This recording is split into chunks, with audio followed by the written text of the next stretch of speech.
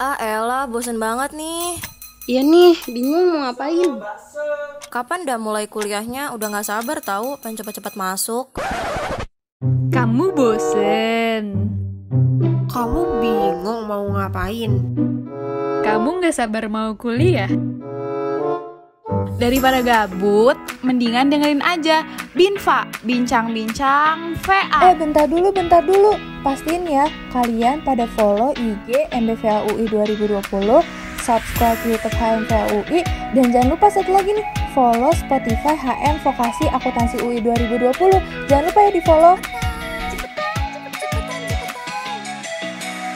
Halo teman-teman VA 2020, balik lagi nih sama kita di Binfa. Masih sama gue, Lila. Halo semuanya, masih sama gue juga, gue Dian. Gimana nih? Udah dengerin Bin 5 episode sebelumnya kan? Nah, yang sekarang ini bakalan gak sekalah seru deh sama episode sebelumnya, ya kan Nil? Iya nih, bener banget. Sekarang ini bakalan lebih seru lagi soalnya kita kedatangan bintang tamu yang spesial banget. Dia ini sekarang sebagai ketua Iluni Vokasi. Keren banget kan di tengah kesibukannya yang sekarang ini, tapi tetap bisa berorganisasi dalam lingkup vokasi. Wih, keren banget tuh. Yaudah, gak usah kelamaan kali ya openingnya. Nah, langsung aja kita panggilin Kak Avicenna. Halo Kak Avicenna. Halo Kak, boleh silahkan perkenalkan diri dulu. Ya, halo. Assalamualaikum warahmatullahi wabarakatuh. Waalaikumsalam. Ya, nama gue Avicenna, biasa dipanggil Babe. Dan teman-teman VA khususnya rata-rata pada panggilnya Babe ya. Teman-teman vokasi pun sama demikian. Bahkan sampai dosen-dosen juga panggil gue Babe. Wah, iya sih. Legend banget ya Kak, nama Babe. Gimana tuh Kak ceritanya? Ya dulu teman gue, pas kita ngumpul, teman gue bilang, lu cocok lu jadi babehnya anak-anak, dipanggil Babe aja ya. Goyain aja ya udah. Pasrah aja ya Kak. Serah aja. Kalau pada maunya manggil gue Babe ya udah. Jadi lanjutan. Jadi terus. Oh gitu ya. Teman-teman, Kak Avicenna ini alumni vokasi akuntansi di angkatan berapa Kak? 2009. 2009. Nah, untuk kesibukan sekarang Kakak lagi sibuk apa nih Kak selama quarantine di rumah? Sibuk sih masih di pekerjaan aja ya. Pekerjaan utama. Kalau untuk organisasi, hampir semua organisasi yang gue ikutin itu vakum. Jadi kesibukannya sekarang hanya bekerja aja. Kerjanya nggak dari rumah Kak? Kayak yang lain-lain?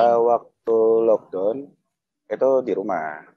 Tapi Pak ya sudah mulai new normal, dari keputusan perusahaan yang memiliki kendaraan diharapkan masuk ke kantor. So, teman-teman kantor gue yang nggak punya kendaraan masih pada di rumah. Berarti nggak boleh naik kendaraan umum? Iya, takut bawa penyakit. Bener-bener. Oh, ya. Iya sih, jadi ada yang sebagian work from home gitu ya Kak. Iya. Sedangkan gue pengen tetap di rumah. Kebetulan bos gue kenal gue. Tahu.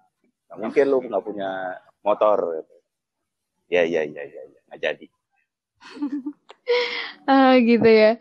Oke Kak, sebelum kita mulai bahas tentang tema kita di podcast kali ini yaitu relasi. Kita flashback dulu kali ya Kak. Karena Kakak sebagai lulusan vokasi akuntansi, waktu itu nih Kak pertama kali mau masuk seleksi masuk kuliah. Kenapa sih Kakak milih buat kuliah di vokasi jurusan akuntansi UI? Kalau itu doanya ibu gue ya. Jadi sebenarnya gue tuh pengennya jadi pengacara di Fakultas Hukum. Berapa kali tes seleksi masuk Fakultas Hukum UI itu nggak masuk terus. Pada akhirnya ya udah terakhir kali nih ada tes dulu, ada namanya ujian bersama vokasi dan PNJ. Ya udah terakhir kalau nggak masuk pilihannya mana gitu kan. Nah dari situ gue kayak yang udah pasrah. Menurut ibu baiknya di mana kalau vokasi nggak ada jurusan yang menurut gue menarik gitu kan. Terus pas itu ya ibu gue, yaudah kamu di akuntansi. Waduh akuntansi. Jujur aja nih, gue zaman gue SMA aja akuntansi gue remet mulu gitu kan. Iya. Sama kok Kak. Akuntansi gue remet mulu, cuman nyokap gue nyuruh di akuntansi. Waktu itu kan ada, kalau dulu zaman gue kan ada 3 pilihan. Ada sektor publik, teknik sistem informasi, sama akuntansi keuangan. Nah, dari 3 itu akhirnya gue memilih untuk sektor publik karena memang dari SMA gue sudah tertarik dengan sektor publik ya, khususnya dengan ilmu pemerintahan. So, tadinya kan emang gue pengen masuk ilmu politik. Karena suka ilmu pemerintahan gitu ya, Kak? Ya, betul. Waktu itu juga kan gue sempat keterima di UIN juga, UIN Jakarta. Kayak ada opsional, mau milih di UIN S1 atau di UI, tapi D3. Nah, akhirnya gue milih tetap di UI. Cuman karena gue pengen demo pakai jakun. Tapi akhirnya yang kakak pinginin gitu kan, ada ilmu pemerintahan gitu, ditambah kayak keinginannya mama kakak gitu, akuntansi, jadi kegabung gitu ya kak, jadi akuntansi sektor publik. Betul. Ya dulu nilai gue jadi lebih bagusnya di sektor publiknya. Terus yang keuangan-keuangan nilai gue jelek semua. Ngulang semua. Yang penting lulus ya kak. Ya, pada akhirnya lulus semua. Terus selama kakak kuliah nih, kakak ikut kegiatan apa aja sih kak? Kayak mungkin di sela-sela perkuliahan. Ya, belum ada BEM dan organisasi internal vokasi itu belum ada ya. Belum ada BEM vokasi, belum ada DPM vokasi.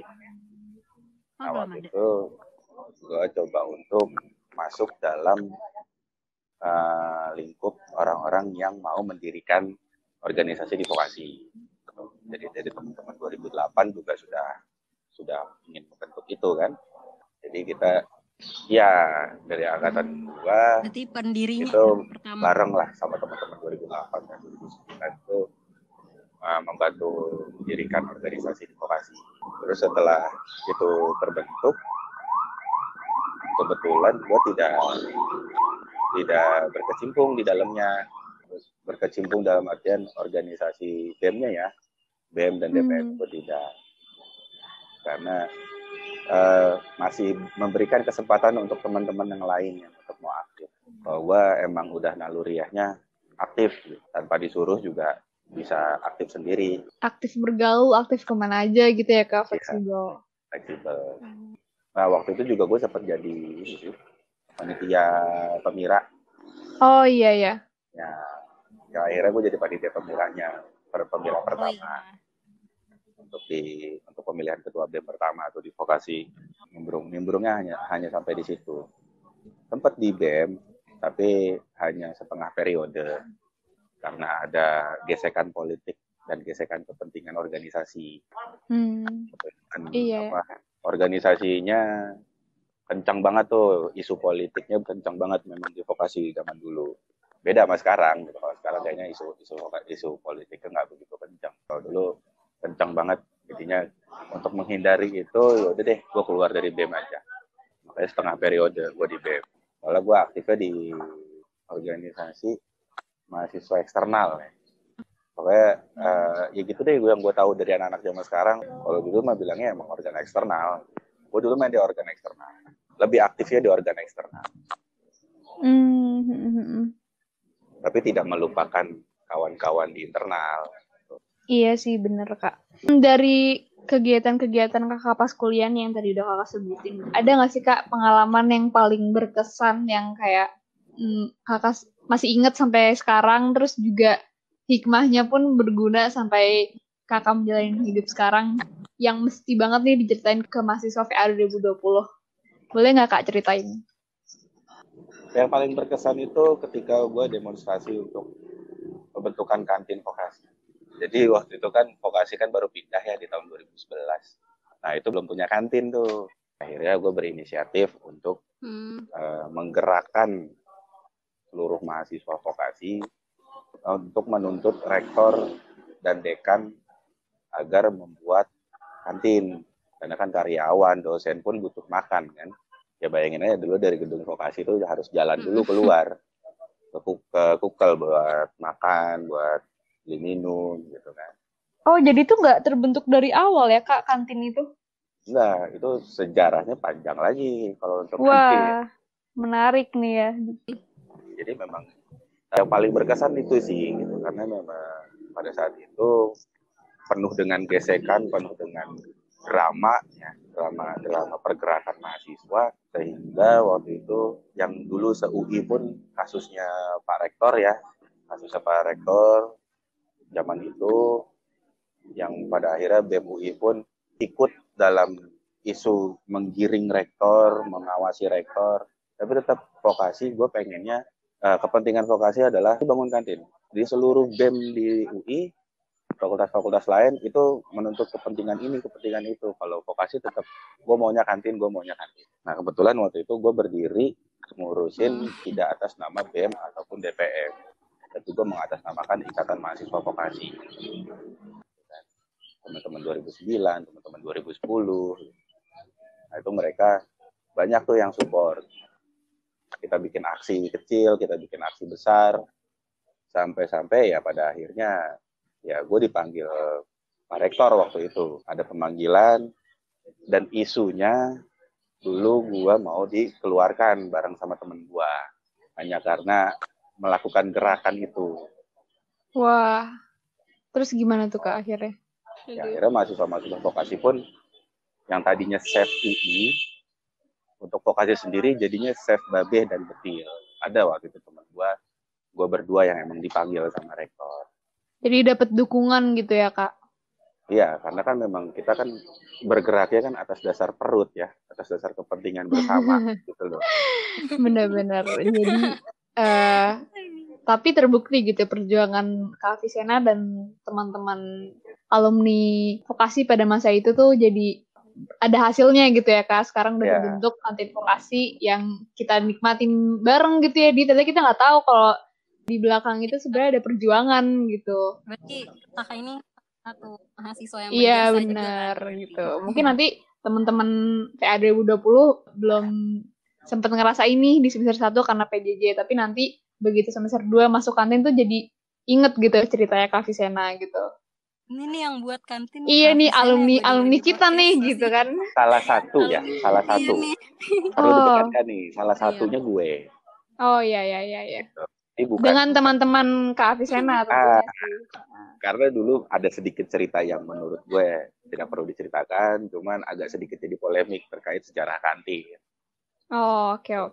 Pernah terjadi acara BEM sebelumnya tentang mereka menulis tentang kantin, menuliskannya hanya nama gue aja. Padahal sudah gue bilang bahwa perjuangan gue nggak sendiri, perjuangan gue bareng sama teman-teman 2010, teman-teman 2009, itu semuanya berjuang.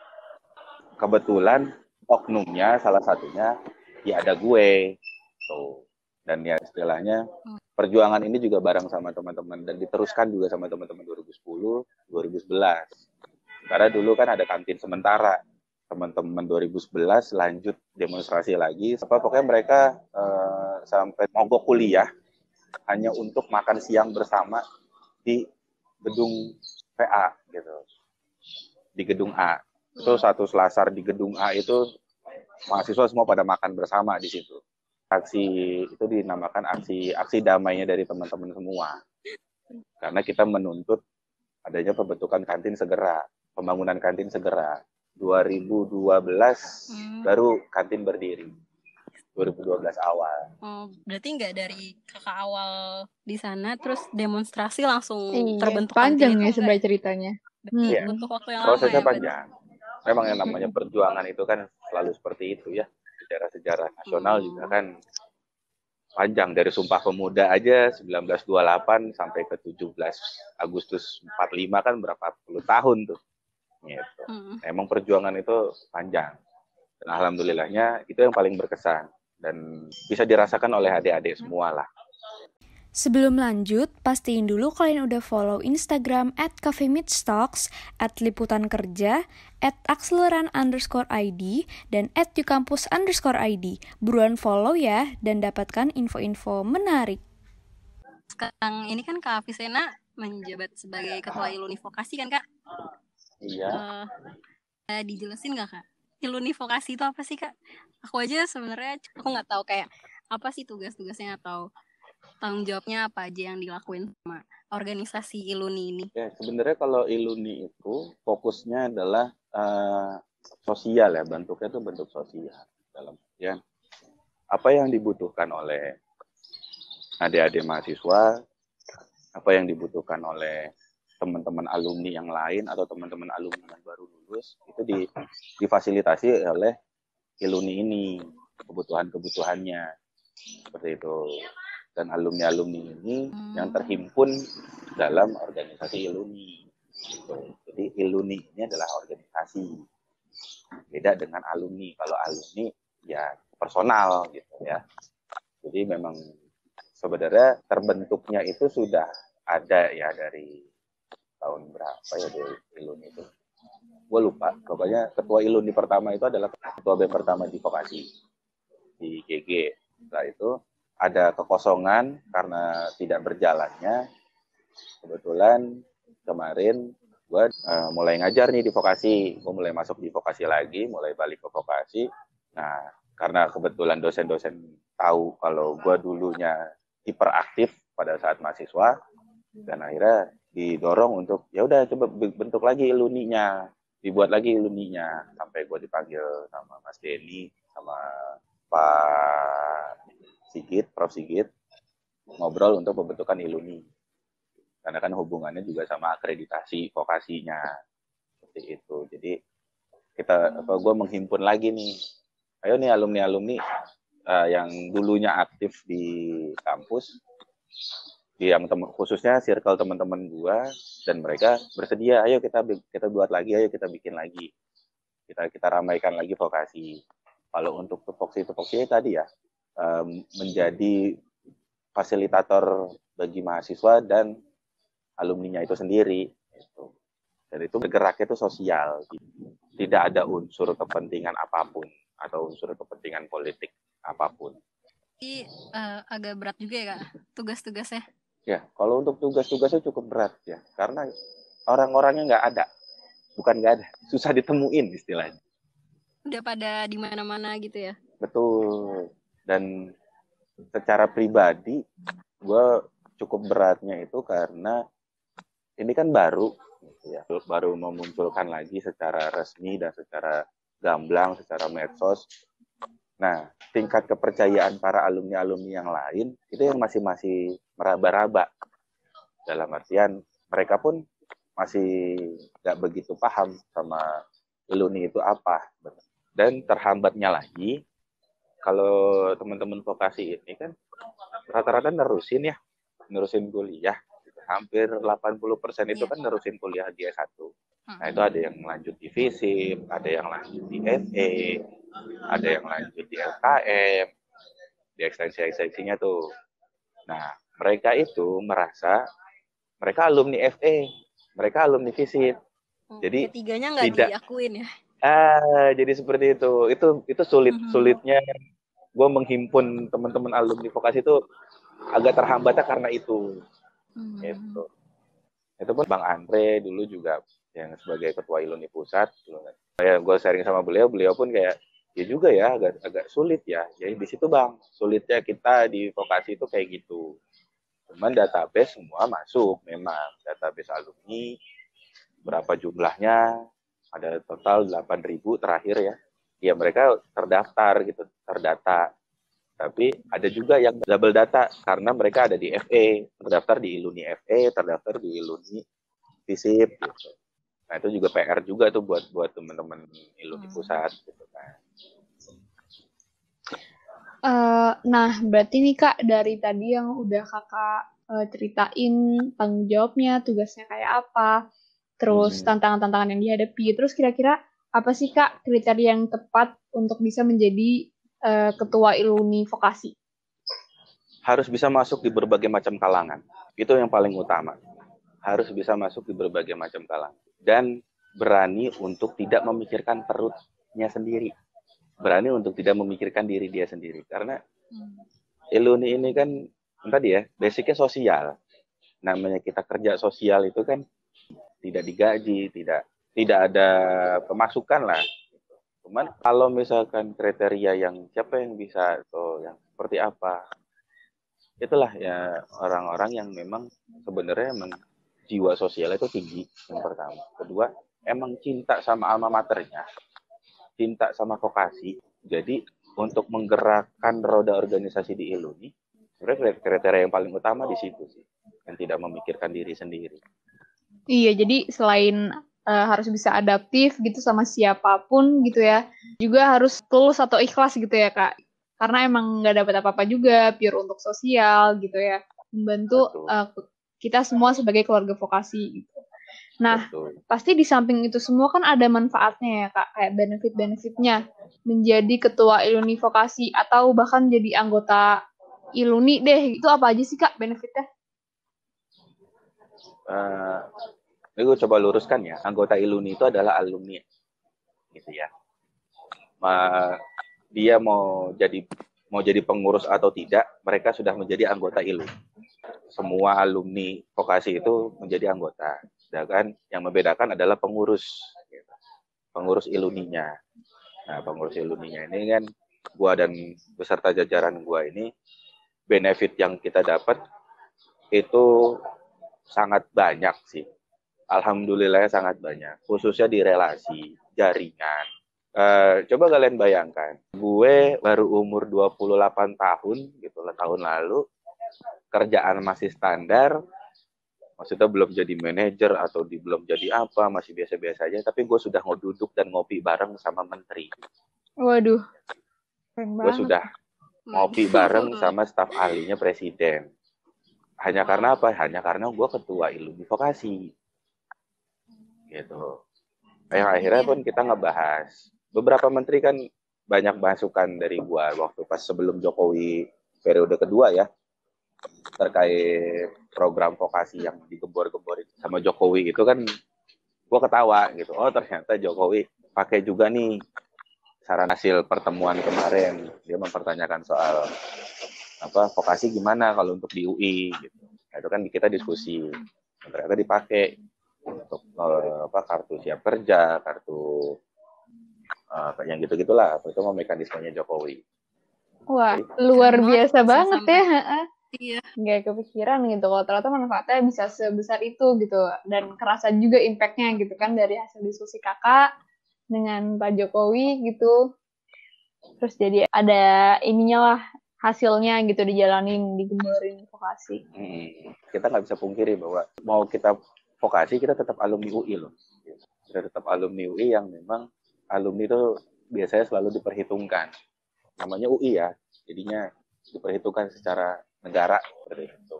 Makanya gak heran kalau misalkan timnya Jokowi pada saat itu menggunakan sistem-sistem seperti itu dengan hasil diskusi yang bareng sama gue waktu itu. Nah, tadi kan kakak sempat nyerempet nih ngomongin relasi. Menurut kakak tuh relasi itu apa sih Kak? Dua hubungan yang harus dibangun dan yang harus dijaga istilahnya. Kalau gue dari dulu selalu menjaga silaturahim, selalu menjaga hubungan sama orang, karena kita nggak tahu kedepannya ini kita bakal jadi apa atau seperti apa kan gitu ya. Dari situ makanya relasi itu sebuah hubungan yang emang perlu kita bangun. Ya gitu sih yang gue dapat simpelnya sih itu aja. Kalau apa itu relasi, ya hubungan antara person to person. Oh iya, benar sih Kak. Itu memang definisinya ya secara jelas. Relasi itu apa sih? Nah, tapi menurut kakak nih, kakak punya pendapat gak tentang seberapa penting relasi?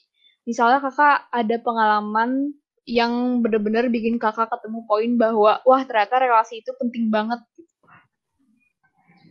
Iya, penting banget itu memang penting ya. Dalam pengalaman hidup selama 28 tahun gue hidup, ya kurang lebih 20 tahun gue berelasi gitu ya. Dari teman SD, SMP, SMA, kuliah, sama teman-teman semua, itu masih gue jaga sampai sekarang. Dan itu pentingnya banget itu ada aja terkadang apa yang kita butuhkan, apa yang kita lagi sulit atau kita lagi gimana, itu selalu ada aja yang bisa dihubung-hubungkan. Makanya ada istilah dunia sempit ya. Pasti pernah dengar dong istilah dunia sempit gitu kan. Ya siapa tahu nih kalian punya kakak atau kalian punya abang, terus yang ternyata itu temen gua, atau yang ternyata abang lo ini temennya temen gue. Kan kita nggak ada yang tahu tuh, biasanya gitu. Makanya relasi penting itu di situ. Karena gue dulu pernah ngalamin yang namanya ketemu di kelompok salah satu partai politik. Gue belajar di situ, ternyata pada saat gue belajar di situ, kita ngobrol, ternyata kita dulu pernah demo bareng gitu. Ternyata dulu kita pernah satu perjuangan dalam zaman-zaman mahasiswa gitu. Oh iya dulu lo yang di Trisakti yang begini, iya. Oh iya gue tahu, ini si ini, iya. Nah, terus jadi hubungannya jadi kayak bukan yang kayak orang baru kenal, tapi kayak berasa jadi kayak kenal lama, padahal baru kenal hari itu, kayak gitu. Ada lagi kayak gue keluar kota misalkan, terus gue lupa keluar kota ketemu siapa ya, ada siapa ya di sini ya. Oh iya gue ingat ada si ini, coba cari kontaknya, coba melalui Facebook atau melalui Instagram atau melalui Line, coba lihat si ada enggak, terus mampirlah silaturahim ketemu dia, yang ada istilah bahwa silaturahim itu memperpanjang rezeki. Jadi situ juga ada kayak, oh deh, gue ada project ini nih, mau nggak? Boleh. Ya nih, garap nih project, kan lumayan, istilah. Jadi disitulah pentingnya relasi itu di situ. Jadi banyak juga ya Kak benefit-benefitnya dari kita membangun relasi walaupun ketemu kayak cuma sekali gitu. Makanya harus jaga hubungan baiknya itu sih yang agak sulit. Cocok nih sama judul podcast kita, banyak relasi, banyak rezeki. Banyak relasi, banyak rezeki. Karena silaturahmi kita bisa jadi panjang umurnya, rezekinya banyak. Bahkan jodoh pun bisa ada di situ. Bahkan sampai ke situ ya. Bahkan sampai ke jodoh pun sampai ke situ. Yang penting kitanya ikhlas untuk berteman. Sebelum lanjut, pastiin dulu kalian udah follow Instagram @cafemeetstalks, @liputankerja, @akseleran_id, dan @yukampus_id. Buruan follow ya, dan dapatkan info-info menarik. Nah, benefit yang utama itu kan pasti jadi membuka rezeki, membuka jodoh gitu ya Kak misalnya. Nah, kalau selain itu benefitnya sebenarnya lebih banyak lagi ya Kak, misalnya melatih cara kita komunikasi, ya soft skill. Ya, memahami karakter orang. Nah ya, itu gimana tuh Kak? Kakak mendapatkan itu kan pasti ya, dalam membangun relasi gitu. Gimana cara komunikasi sama orang yang modelnya kayak begini gitu. Betul, iya. Ya itu terlatih sendiri sih ya. Dulu kan juga bukan lahir langsung seperti ini gitu kan. Tetap ada prosesnya dulu tuh. Nah dulu tuh senior gue, nyokap gue itu selalu bilang, jadilah teman yang baik meskipun teman itu jahat atau meskipun teman itu kurang baik. Itu kan selalu berpesan seperti itu ya. Yang pada akhirnya kita pahamin, oh ngerti nih karakternya seperti ini. Nah, bagaimana kita untuk menempatkan diri sama orang-orang yang memang karakternya yang berbeda. Pasti ada dong, kayak misalkan teman kalian juga, gue nggak cocok sama dia. Ya udah, nggak cocok tapi bukan berarti dipusuhin. Nggak cocok bukan berarti tidak ditemani. Tetap jadi teman, tapi tidak cocok dalam urusan ini. Dalam urusan A, dalam urusan B. Contoh, biasanya nih, pertemanan itu berantem soal duit. Ya kan? Bisnis itu soal berantem terus tuh kalau soal duit sama teman. Nah, kita bisa melihat gitu. Oh, kalau sama si A, gue kurang cocok nih ngomongin duit. Soalnya si A perhitungan banget nih. Pelit apa segala macam. Cuman kalau sama si B, nah ini enak nih ngobrolnya, ngomongin soal uang. Pemikirannya gini, pemikirannya luas. Ya, yang penting visinya tuh sama. Yang penting maju dulu. Urusan duit belakangan. Kan ada ya orang-orang yang berpikir sedemikian gitu. Nah, itu gimana kitanya yang bisa menempatkan diri dan sesuai atau enggaknya sama apa yang kita butuhkan ya. Misal gue lagi mau bangun perusahaan lagi karena perusahaan yang sebelumnya bangkrut gitu kan. Perusahaan gue yang sebelumnya bukan bangkrut sih, masih berjalan tapi sudah pecah kongsi gitu kan. Pelajaran tuh buat gue. Berarti kalau gue nyari partner di perusahaan baru, gue harusnya nyari yang seperti ini, yang satu visi sama gue. Tidak yang mikirin ini, beda. Ya itu akhirnya kan pembelajaran tersendiri juga ya buat kita juga gitu kan. Dan gue tidak memusuhi teman gue yang kemarin pecah kongsi, tidak, ya itu udah hak mereka. Jadi perseteruan dalam relasi itu sangat wajar ya Kak sebenarnya. Sangat wajar. Tinggal gimana kita menanggapi dan aftermath-nya gitu. Terus itu kayak gimana? Karena kan atas saran Kak misalnya juga tadi, walaupun misalnya berseteru atau kayak pecah kongsi kayak gitu ya, tetaplah mereka adalah teman kita gitu kan. Tinggal ngebagi aja gitu. Misalnya untuk bisnis sama siapa gitu yang udah. Dari situ juga justru belajar gitu tentang kekurangan kita atau maupun kekurangan orang lain gitu ya. Iya. Betul. Dalam organisasi juga biasanya terlatih di situ ya. Betul. Apalagi membedakan masalah personal gitu, walaupun kita satu peer gitu, sahabatan, tapi pas masuk organisasi kan udah punya tanggung jawab sendiri, tugas sendiri gitu. Ada mood-moodnya ya gitu, jadi suka ini juga. Iya. Karena dulu zaman gue kuliah itu kan banyak nih ya teman-teman tongkrongan gue sendiri kan mereka pada aktif di organisasi A, B, C, D, E gitu ya. Beda-beda gitu. Kalau satu tongkrongan masih sama-sama anak VA nih. Tapi kalau pas giliran nongkrong, ya udah lepas semua tuh organisasi. Gak ada, lu mau jadi ketua HMVA kayak, lu mau jadi PO ini kayak, lu mau jadi ketua ini kayak, lepas semua. Jadi kita nongkrong secara kekeluargaan, nongkrong secara keluarga, tukar pikiran segala macam. Nanti pas giliran masuk ke ranahnya, misalkan kayak gue waktu itu sebagai panelis yang diundang, sedangkan orang yang gue panelisin, dia adalah teman tongkrongan gue. Nah di situ gue tetap melaksanakan profesionalitas. Nggak ada, kalau zaman sekarang mah nggak ada istilah baper-baperan, kalau zaman dulu mah. Di luar selesai forum, masih terus tetap berteman, jadi tidak yang dendam atau yang Babe terlalu begini, nggak yang begitu. Jadi profesionalitas banget ya Kak Betty. Itu dia, makanya itu yang harus dilatih sebenarnya, khususnya untuk kalian, teman-teman yang lain, untuk menjaga relasi ke depan. Karena gue dulu pernah tuh, pas gue ada kerjaan, gue ke KPP mana, kalau nggak salah tuh KPP Priuk ya, ternyata yang ngurusin pajaknya tuh, yang di depannya itu anak WA junior gue, anak 2011. Gue aja lupa. Dia inget gue, dia bilang, Bang, lu ngapain mau gini-gini? Udah Bang, sini berkasnya gue yang ngurus. Udah lu di bawah aja ngerokok ngopi, ntar gue susul. Wah, thank you banget. Iya kan, akhirnya gitu. Karena gue inget-inget, oh iya, gue pernah ngebantu dia dulu zaman kuliah. Minimal gue nggak bantu dia ngerjain tugas, dia mau minta diskusi gue jabanin, memecahkan solusi masalahnya dia. Akhirnya gue dibantu lagi pas kemarin gitu. Pas lagi gue ngurusin di KPP, ada berapa klien gue, banyak, sama dia diurusin. Gue cuma tinggal nunggu di warung katanya. Nah, itu kan salah satu benefit dari relasi ya. Iya.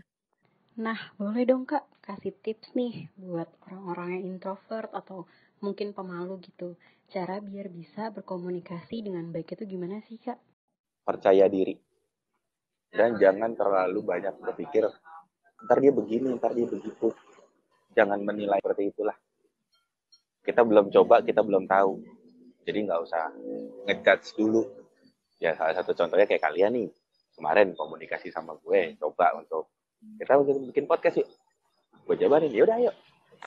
Mau kapan? Yaudah. Waktu hari Selasa, oke, Selasa malam, oke. Dan ternyata kan kita pas ngobrol-ngobrol kemarin perkenalan pun sudah relax kan, sudah enjoy kan. Gue juga jujur aja gue ngerasa relax juga ngobrol sama kalian. Artinya kalian tidak kaku. Banyak orang yang ngobrol sama gue itu takut karena gue udah ketuaan, gue jadi ketua Iluni, itu yang jadinya kaku. Padahal guanya sendiri mah nggak kaku gitu, fleksibel aja. Mau sambil ngopi ayo. Gitu. Nah disitulah poin utamanya itu percaya diri dan jangan berpikir negatif tentang orang yang akan kita komunikasikan. Anggap level kita itu setara sama orang yang berkomunikasi sama kita. Minimal itu setara. Jangan pernah ngerasa di bawahnya. Karena kalau merasa di bawahnya, itu jadinya kayak sungkem banget. Minimal setara. Minimal jadi temannya dia. Kita posisikan kayak gitu. Jadi apalagi kan, dengan ngobrol dengan kakak gitu yang kayak udah banyak lah kenal orang gitu, terus udah lama gitu, dari lama membangun relasi bahkan sampai sekarang. Jadi lebih open juga sih Kak, jadi sama-sama open lah gitu ya Kak, kalau ada orang yang approach apa kita yang approach gitu. Iya betul. Soalnya kalau kita terlalu merendahkan banget, komunikasinya juga jadi kurang baik, kurang enak lah, nggak nyaman istilahnya. Iya bener banget. Jadi kuncinya itu percaya diri ya Kak. Mm-mm. Anggap aja setara dan jangan sampai anggap di bawahnya gitu ya Kak. Nggak boleh insecure gitu, harus berani. Jadi sebenarnya dari seluruh pembicaraan kita tadi bisa ditarik kesimpulan ya Kak, bahwa ternyata memang relasi itu penting banget. Terbukti nih dari pendapat-pendapat Kak Avicenna dan pengalaman Kak Avicenna yang tadi udah diceritain, gimana relasi itu membuka banyak pintu rezeki dan pengalaman gitu. Nggak mandang gitu ya, datang ke siapa aja, asal kalian itu berani, percaya diri buat komunikasi sama orang gitu, terus menjalin hubungan itu Berani. dengan baik.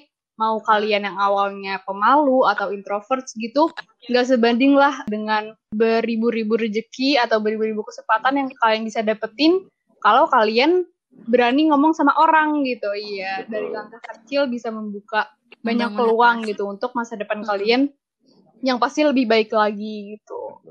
Betul. Karena gue juga kemarin baru ingat nih, kemarin nggak Benar sengaja. sekali. Ternyata pada saat itu gue bisa sampai ketemu Erick Thohir gitu. Karena posisinya Erick Thohir itu staffnya dia adalah teman gue. Gue mau ketemu teman gue, mau ngobrol, mau sharing. Ternyata dia mau ketemu Erick Thohir. Gue disuruh ikut. Ya akhirnya ngobrol bareng. Sesimpel itulah gitu istilahnya ya. Dan gue menganggap Erick Thohir ya udah biasa aja. Gue setara sama dia. Kalau gue menganggap dia setara sama gue, Erick Thohirnya pun jadi kayak ngerasa, oh ya nih anak nggak kaku. Jadi tetap gue ada tatap muka, tatap mata yang kayak ngobrol sama temen, bercanda, celetukan bercanda pun ada di dalamnya. Gitu. Jadi bener banget tuh yang tadi lu bilang.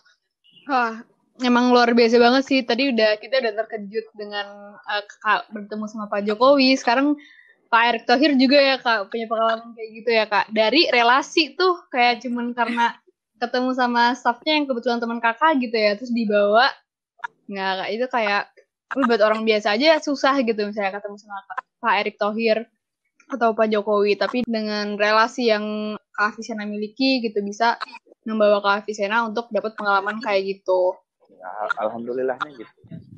Alhamdulillahnya gue dipercaya sama teman-teman gue sendiri gitu. Jadi keuntungan atau benefit lah yang tadi kita tanyain ke Kak Avicenna itu sebagai pengurus berarti ya ilmu vokasi. Itu memang nggak kasat mata gitu ya Kak, nggak berbentuk yang langsung gitu, tapi secara nggak langsung gitu jangka panjang itu membawa banyak benefit. Iya. Semuanya nggak ada yang instan, semuanya butuh proses. Iya, betul. Nah, aku juga punya pertanyaan nih, Kak. Kakak punya nggak sih kayak kalimat mutiara atau quotes-quotes gitu, moto hidup lah, Kak, yang berpengaruh banget dalam kehidupan kakak. Jadi kayak setiap kakak menjalani hidup tuh selalu berpegang pada kalimat itu gitu. Apa ya? Gue selalu ingin menjadi yang terbaik tanpa harus menjadi orang yang munafik. Wow, keren banget ya, Di. Itu sih. Karena kalau ada satu hal yang kita kejar, itu kan berarti apa yang kita inginkan kan. Kita pengen menjadi yang terbaik gitu. Dalam satu titik, dalam satu hal. Nah, tapi jangan sampai itu ngebunuh karakter kita. Jangan sampai itu kita jadinya mensiasati orang lain, membohongi orang lain, atau bisa jadi merugikan orang lain. Itu jangan sampai kayak gitu. Ya kan ciri-ciri orang munafik seperti itu ya. Iya, Makanya benar. gue selalu berpegang teguh ke situ sih gitu.